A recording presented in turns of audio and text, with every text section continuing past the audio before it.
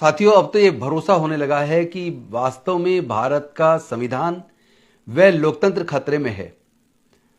जिस तरह के सबूत सामने आ रहे हैं उससे तो प्रतीत होता है कि भारत में चुनाव अब बेईमानी हो गया है और चुनाव आयोग कहीं ना कहीं बेईमानी करने वाले लोगों की मदद करता दिख रहा है।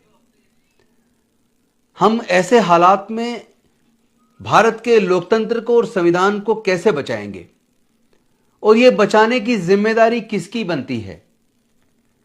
हम लोग एक कानून के छात्र होने के नाते, हमने लॉ में पढ़ा, एक वकील होने के नाते हमने कानून में पढ़ा कि सुप्रीम कोर्ट कॉन्स्टिट्यूशन का कस्टोडियन है, यानी कि भारत का सर्वोच्च न्यायालय भारत के संविधान व लोकतंत्र का रक्षक है।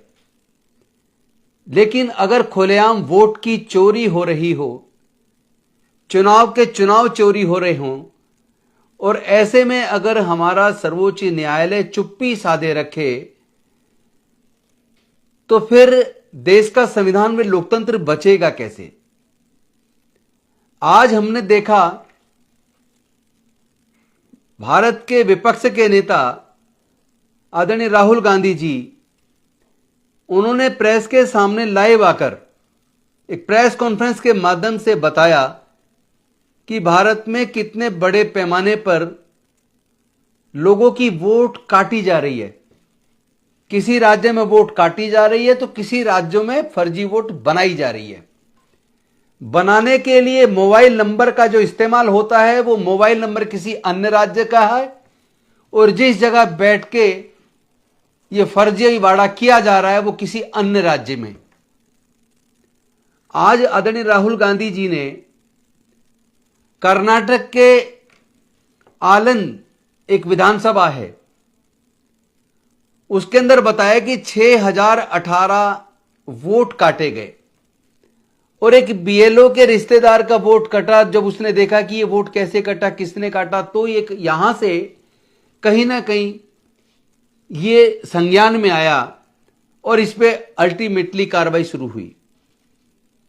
कर्नाटक के सीआईडी ने इस पे जांच शुरू की और 18 चिट्ठियां इलेक्शन कमीशन ऑफ इंडिया को लिखकर कुछ दस्तावेज मांगे, कुछ प्रूफ मांगे, लेकिन भारत के चुनाव आयोग ने वो दस्तावेज नहीं दिए अभी तक। तो क्या इलेक्शन कमीशन, क्या इस तरह वोट चोरी करने वाले लोग, वोट काटने वाले लोग या फर्जी वोट जोड़ने वाले लोग, उनको सजा दिलाने के लिए ईमानदार दिखता है? क्या भारत के चुनाव आयोग की कोई जिम्मेदारी नहीं बनती? तो एक तरफ आलंद में, कर्नाटका में 6018 वोट काटे गए 2022 में और दूसरी तरफ महाराष्ट्र के राजुरा में 6600 से ज्यादा वोट फर्जी जोड़े गए। अभी और बहुत सारे दस्तावेज आने बाकी है, बहुत सारे पूरे देश के अलग अलग चुनाव क्षेत्रों में किस तरह वोट की चोरी हुई है, किस तरह धोखेबाजी हुई है, वो सब सामने आने वाला है। राहुल जी ने एक सप्ताह इलेक्शन कमीशन को दिया, लेकिन इलेक्शन कमीशन ने 1 घंटा नहीं लगाया यह कहने में कि राहुल जी ने जो मुद्दा उठाया है वो बेसलेस है। एक तरफ चुनाव आयोग कह रहा है कि राहुल जी ने जो मुद्दा उठाया वो बेसलेस है और साथ ही साथ यह भी कहा कि ऑनलाइन किसी का वोट कट ही नहीं सकता और साथ में यह भी कहा कि अगर किसी का वोट काटा जाता है तो उसको सुनवाई का मौका मिलता है। और फिर साथ में इलेक्शन कमीशन ऑफ इंडिया ने यह भी कहा कि वोट काटने का प्रयास हुआ था जिसके खिलाफ एफआईआर खुद इलेक्शन कमीशन ने कराई। तो भाई आप तो खुद ही कंट्राडिक्टरी हो। एक तरफ तो चुनाव आयोग कह रहा है ऑनलाइन वोट कट ही नहीं सकता और दूसरी तरफ कह रहा है कि वोट काटने की कोशिश हुई जिसमें मुकदमा दर्ज कराया। तो ये तो अपने आप में आप कंट्राडिक्टरी हैं। पहले अपना खुद ही क्लियर कर लीजिए कि आप सच क्या है। इलेक्शन कमीशन अगर इस तरह की बात करेगा तो उस पर भरोसा कौन करेगा?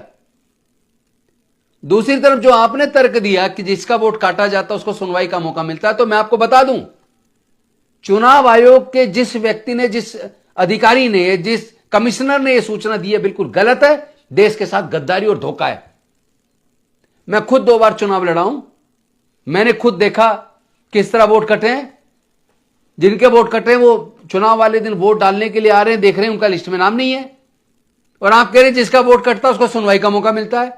अरे जिनका वोट कट गया उन्हें पता ही नहीं है, आप किस आधार पर कह रहे हैं कि उनको सुनवाई का मौका मिलता है? कितना झूठ, कितनी चोरी छुपाएंगे आप? इलेक्शन कमीशन से उम्मीद नहीं की जाती।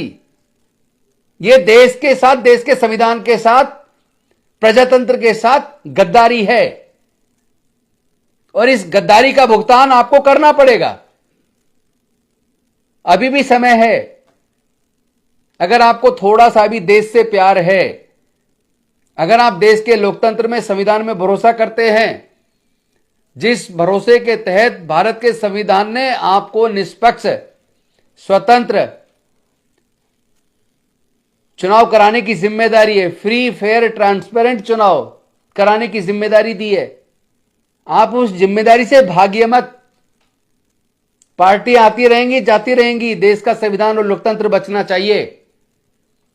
आपको चुनाव लड़ना है, कार्यकर्ता बनना तो बन जाइए। बीजेपी के कार्यकर्ता रिजाइन दीजिए यहां से कम देश के साथ तो धोखा बंद कीजिए। देश के लोग और ज्यादा ये सब बर्दाश्त करने की पोजीशन में नहीं है। मतलब कुछ तो शर्म आनी चाहिए। हर चीज में आके केवल डिफेंस में आके खड़े हो जाते हैं। जो तथ्य आपके सामने प्रूफ के साथ रखे जाते हैं, ब्लैक एंड व्हाइट में रखे जाते हैं, उस बात को हमेशा केवल काटने से काम चलेगा क्या? आपकी साख बिल्कुल मिट्टी में मिल गई है। भारत के चुनाव आयोग की साख को आपने मिट्टी में मिला दिया। कौन इज्जत करेगा इलेक्शन कमीशन की अगर इसी तरीके से आप डिफेंड करेंगे वोट चोरी को? आपको निष्पक्ष होना चाहिए। स्वतंत्र, पारदर्शी चुनाव कराने की, निष्पक्ष चुनाव कराने की आपकी जिम्मेदारी बनती है। और एक और बात, ये जो कई कई चरणों में चुनाव करवाते हो ना, ये वोट की चोरी में मदद करने वाला काम है। इसको बंद कीजिए। चुनाव एक ही चरण में होना चाहिए। जब आप 100 150 सीट पर एक साथ चुनाव कराते हैं, लोकसभा का कितना बड़ा क्षेत्र होता है, एक चरण में कराते हैं ना, तो फिर एक स्टेट का चुनाव एक चरण में क्यों नहीं हो सकता? उसको कई चरण में कराने का मतलब क्या है? पहले भी तो लोकसभा का, पूरे भारत का चुनाव एक चरण में होता था। इतने चरण में चुनाव कराने का आखिर मतलब क्या है? और जल्दी से जल्दी इस ईवीएम को खत्म करके बैलेट पेपर वापस लाओ। अब लोगों का ईवीएम में बिल्कुल भी भरोसा नहीं है। और तो और तुम्हारा इस तरह का बर्ताव बताता है कि अब इलेक्शन कमीशन पे भी लोगों का भरोसा खत्म हो रहा है। इस भरोसे को खत्म होने का मतलब है देश के प्रजातंत्र को खत्म होना। इस भरोसे को बचाइए। चुनाव आयोग के भरोसे को खत्म मत कीजिए, जनता के भरोसे को। मरना आपको भी है, मरना हमको भी है। हर किसी को एक ना एक दिन मरना है। लेकिन ऐसे काम मत कीजिए कि आपके मरने के बाद लोग आपको गाली दें और लोग आपके ऊपर साफ स्पष्ट तौर पर आपके मरने के बाद आपको कहें कि देश का संविधान अगर खत्म हुआ, देश का प्रजातंत्र अगर खत्म हुआ, देश में अगर चुनाव की चोरी हुई तो इन अधिकारियों के रहते हुई थी। ये उस वक्त हुआ करते थे। ये कह के लोग आपको कोसा करेंगे जिंदगी भर। आपके बच्चे, जो आपके बच्चे और बच्चों के बच्चे होंगे ना, उनको कहा करेंगे कि वोट चोर के जो बच्चे हैं, ये वोट चोरी करवाने वाले संरक्षक के बच्चे हैं। ये आपके बच्चों का जीना दूभर हो जाएगा। क्या कर रहे हैं आप? अपने बच्चों की जिंदगी बर्बाद मत कीजिए। इस देश के बच्चों की जिंदगी बर्बाद मत कीजिए। इस देश के संविधान और लोकतंत्र के साथ इस तरह का बर्ताव बंद कीजिए, वरना देश की जनता जागरूक होगी और आपको संवैधानिक तरीके से जवाब दिया जाएगा। और मुझे पूरा भरोसा है सुमोटो, भारत का सर्वोच्च न्यायालय, इस मुद्दे पर कार्रवाई करेगा। चूंकि भारत का सर्वोच्च न्यायालय कस्टोडियन ऑफ इंडियन कॉन्स्टिट्यूशन है, custodian of democracy of India है। निश्चित तौर पर आपको जवाब मिलने वाला है और संविधान, और वो भी भारत की सर्वोच्च अदालत से मिलेगा। ऐसा हम भरोसा करते हैं।